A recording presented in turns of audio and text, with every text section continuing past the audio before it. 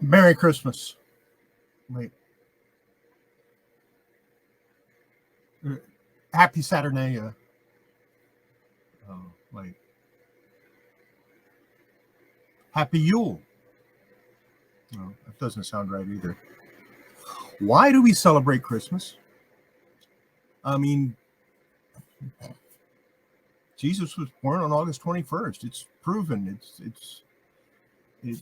They've done a lot of research on it, and they've figured out the exact date of his birth based on records that were time adjusted for the variations in the calendar over many years. He was actually born on August 21st. And yet we celebrate his birth on December 25th, which is close to the winter solstice. So actually we should probably be celebrating the winter solstice, but we really don't do that either. There was a Roman holiday about that time that was centered around the solstice called Saturnalia, in what's a 7-day holiday, and they would do the giving of gifts, and everybody was equal. There was no one during that time frame. Slaves were the equal to their masters, and free speech was allowed, and all of that. And it's a more reasonable holiday, I think. And of course, the Norse celebrated Yule, at which time they would bring in an evergreen into their home. So I found an interesting thing online about it, and I'm going to read it to you. I hope it doesn't get too boring for you. So why the 25th of December? For centuries prior to Jesus' birth, people all over the world had celebrated around the time of the winter solstice. The Norse people in Northern Europe called their roughly 12-day celebration of light and birth Yule. One of the Yule traditions was to bring evergreens into the home, symbolizing life amid the darkness of cold winter. Prefiguring Santa Claus, the god Odin, and yeah, he does look a little like Santa, doesn't he? Was believed to ride the night skies and decide who would prosper or perish in the new year. Naughty and nice, anyone? Does that, that's my own comment there. Throughout the Roman Empire, the month-long celebration of the winter solstice by the lower classes was called Saturnalia, a time of feasting and revelry, where among upper classes, the holiest day of the year was December 25th, the birthday of Mithras, the sun god. The god of light was believed to have been born from Earth, that kind of parallels Jesus' birth as true man, and shepherds were said to have come to worship the young Mithras after being told of his birth by angels. Sounds familiar, doesn't it? Mithras was called the mediator because he was also the god of contracts and mutual obligations. Again, paralleling the Christian concept of Jesus as the mediator and new covenant between God and man. In addition, treaties were sanctioned by a common meal. So a common meal of bread and wine became a part of the Mithric worship services, much like the Remembrance Supper, as a further parallel. As the end of this time on earth, Mithras rode a chariot into heaven. In the Bible, Jesus' ascension is also depicted as boldly ascent into the sky. Early Christians did not celebrate Jesus' birth, only his resurrection. Their focus was more on the Son of God than the Son of Man. By the 4th century, many Christians believed that Jesus had been solely a spirit being, so the church decided to begin celebrating Jesus' birth. To reinforce his humanity, however, by then, no one remembered the date of his birth. Since the birthday of Mithras was already widely observed holy day, the church simply declared December 25th to be the feast day of the Nativity. The feast day of the Sun, S-U-N, became the feast day of the Sun, S-O-N. The church also adopted the trend and transformed many of the old winter solstice holiday traditions. For instance, to symbolize the temptation of Eve in the Garden of Eden, the indoor evergreen trees were decorated with apples, which became the Christmas tree balls we have today. Decorations of holly became the symbols of Jesus' crown of thorns.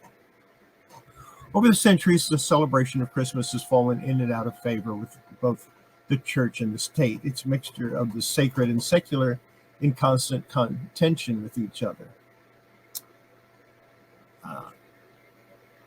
In fact, the Puritans, which made up the majority of the northeastern religious sector in the United States, flat out outlawed, and this is me, not part of this, but they outlawed the celebration of Christmas because it was a pagan ritual in their eyes. Back to reading. Protestant churches in the United States did not begin to celebrate Christmas until the middle of the 19th century. It was actually in the 1870s that Christmas became a national holiday, and that's when it was accepted to celebrate it. History has shown that the need for celebration during the darkness of winter is deeply rooted in the human consciousness. Every generation gives birth to a new expression of the holiday. December 25th does not express the fact of Jesus' birth, but the spirit of rebirth that is the heart and history of Christmas. Certainly embodies the truth of birth of an incarnate Son of the living God. All really some interesting things there.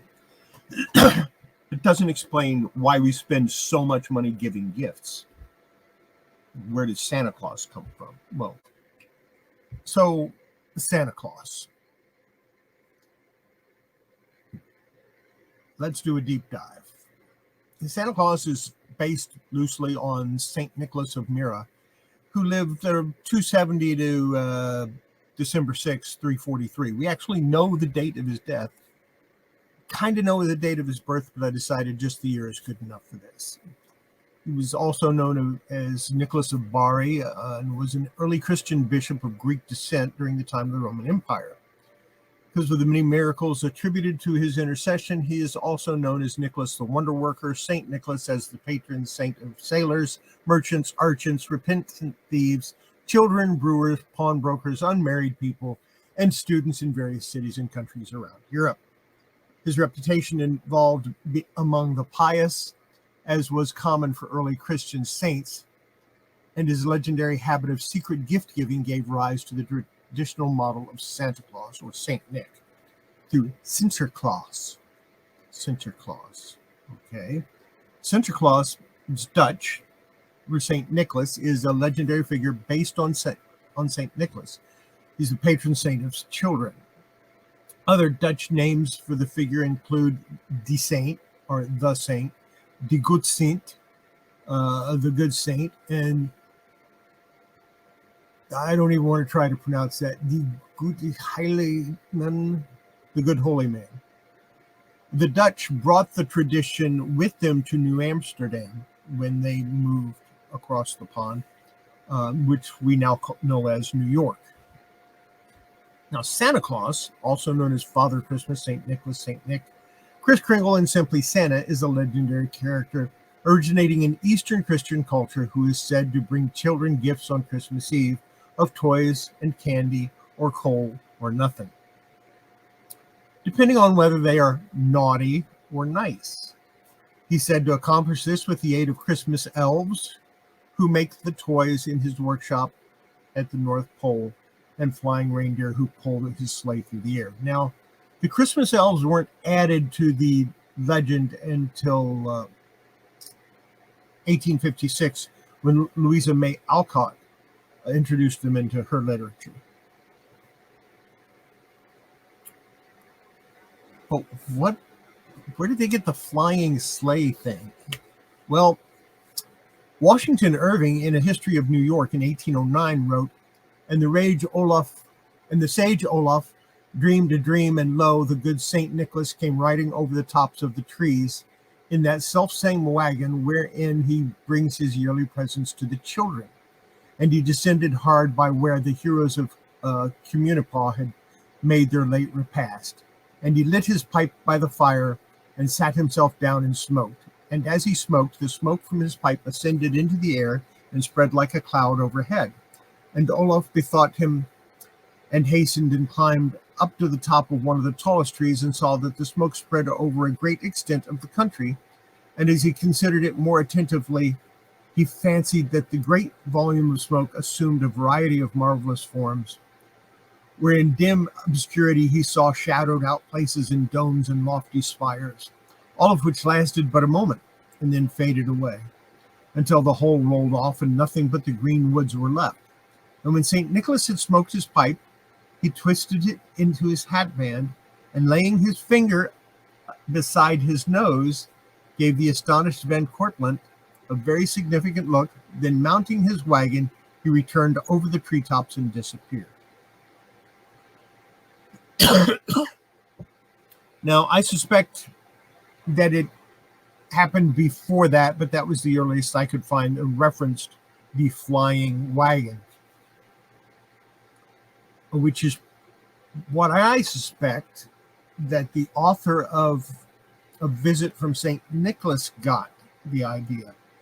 Now, that poem is credited to Clement Clarke Moore, but it was published anonymously in 1823 in the Troy Herald, or no, the Troy Sentinel, excuse me.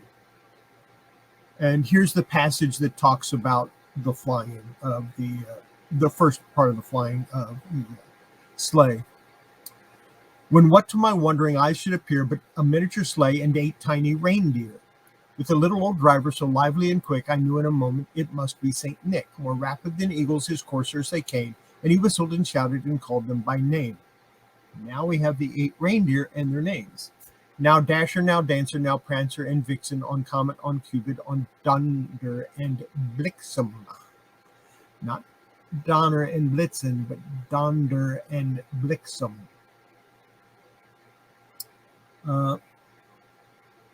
So we established kind of where the sleigh and the reindeers came from now, and where the Santa's elves came from. What about his appearance?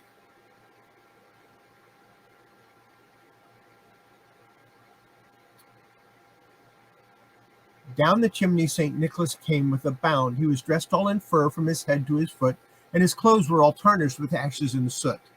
A bundle of toys he had flung on his back, and he looked like a peddler just opening his pack. His eyes, how they twinkled.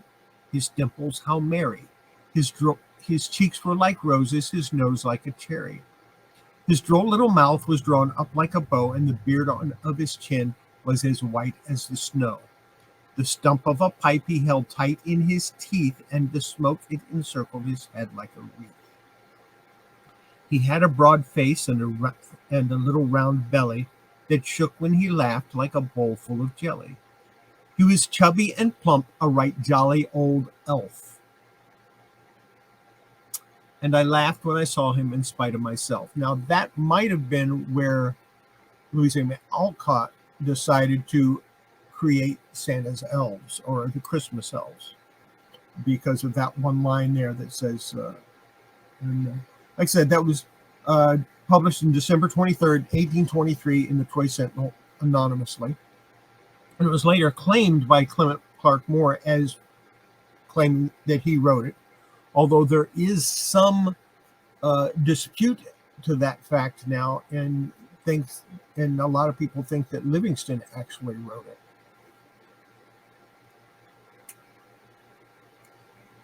So now we have a description of Santa, and we kind of know what he looks like.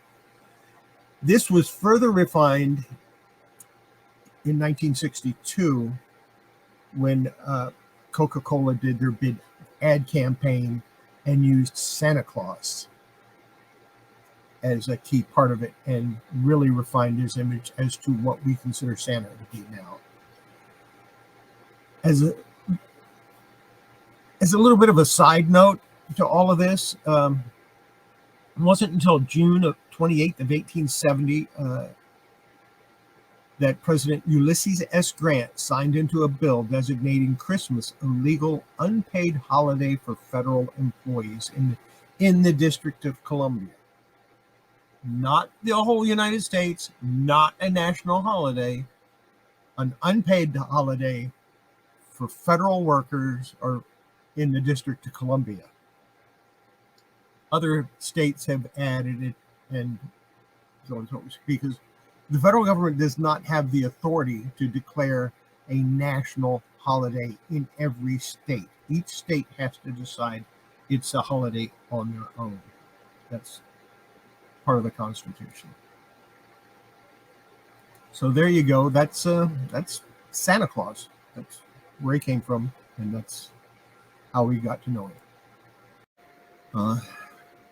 And as far as making it a huge push for retail, that didn't happen until the 1960s with Coca-Cola's ad campaign. They did a month-long ad campaign promoting Christmas and as a retail holiday. And there's many parts of the world where that's all Christmas is the 25th holiday is nothing more than a retail push. And the gift-giving aspect of it is what's important to them, because that fuels, of course, retail. It's a very commercial holiday, very important to the retail sector, because without it, let's face it, a lot of businesses would fail without Christmas, because toy manufacturers gear up to sell a lot of stuff at Christmas time. Retailers are gearing up to sell a lot of stuff at Christmas time. It's a big push that probably represents over 50% of retail sales. So, yeah, I understand that part of it. I mean, and that's where the gift-giving aspect comes. But if they wanted, now, religious people are going to say, well, the gift-giving comes from the three wise men giving the gift of gold, frankincense, and myrrh.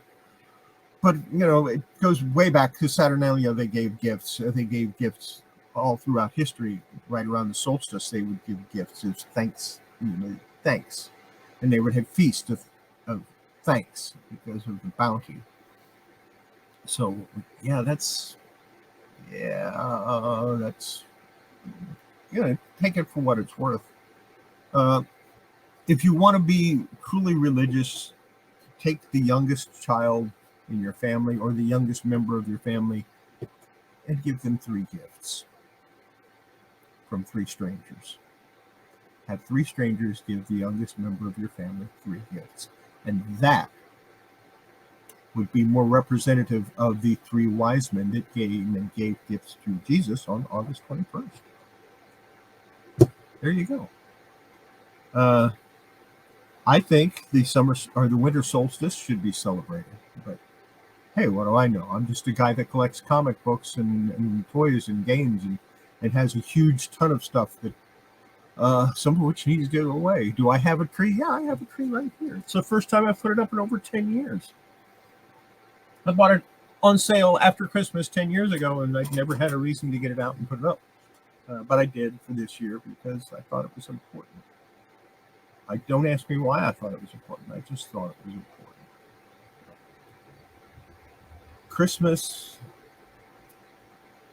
like most of the holidays we have now, the important holidays, and I can tell you which ones they are.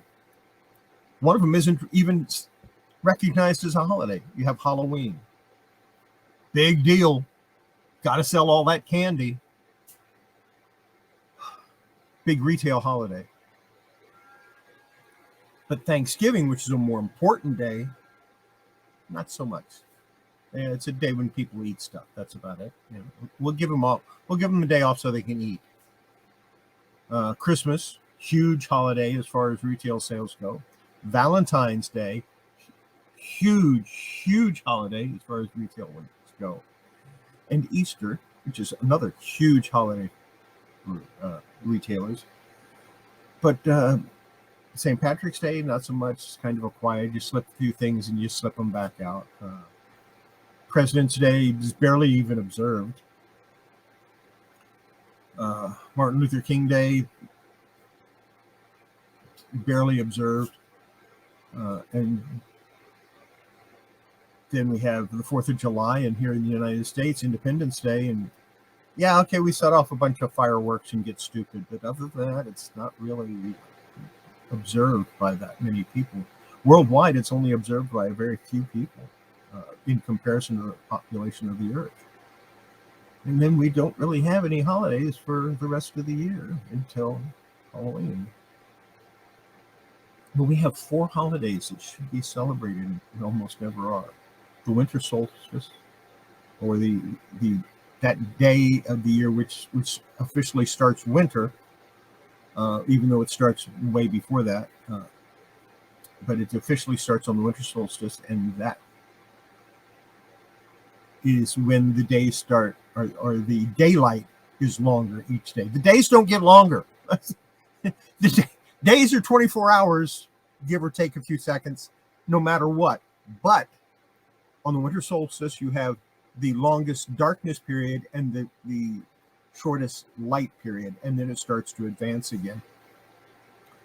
And then you have the 2 equinoxes, where the days and nights are the same, or the time of daylight and the time of darkness is the same.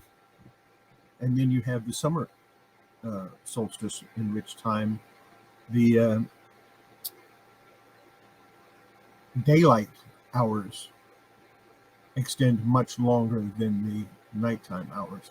The days aren't longer, it's just you have more daylight on those days. So, where was I? Oh yeah, Merry Christmas, everyone.